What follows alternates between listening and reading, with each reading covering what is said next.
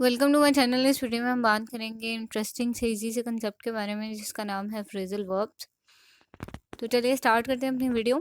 A phrasal verb combines a normal verb with an adverb or a preposition to create an entirely new verbal phrase। Phrasal verbs basically क्या चीज़ होते हैं कि आप कभी भी देखेंगे कि एक वर्ब के साथ या तो एडवर्ब है या preposition है, ये दोनों जब कंबाइन होके एक न्यू वर्ड क्रिएट कर रहे हैं, that would be phrasal verb, right? So keep in mind that adverb and prepositions would be attached with the verb. Any other part of speech, right? Just adverb और preposition. तो ये दोनों जब attach होंगे या तो वर्ब के साथ प्रपोजिशन लगा होगा या उसके साथ एडवर्ब लगा होगा, that would be phrasal verb, right?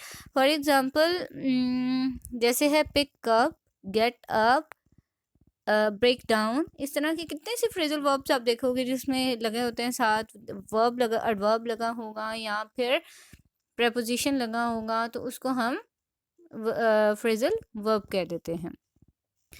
अब बेसिकली हम देखें तो कुछ वर्ड्स ऐसे हैं जिनका अपना एक अलग से मीनिंग था, राइट? जैसे अगर हम बात करें, ब्रेक का मतलब डिफरेंट है, डाउन का मतलब डिफरेंट है, लेकिन जब हम इन दोनों को अटैच कर दिया, डाउन अब बिल्कुल डिफरेंट वर्ब है, लेकिन जब हमने इसको अटैच किया ब्रेक के साथ तो एक न्यू वर्ड क्रिएट हुआ, राइट?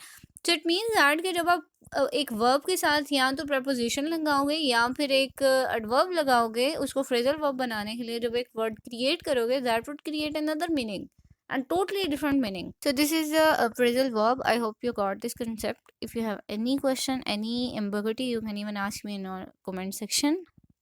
अपना और अपने प्यारों का बहुत सा ख्याल रखिएगा। मिलते हैं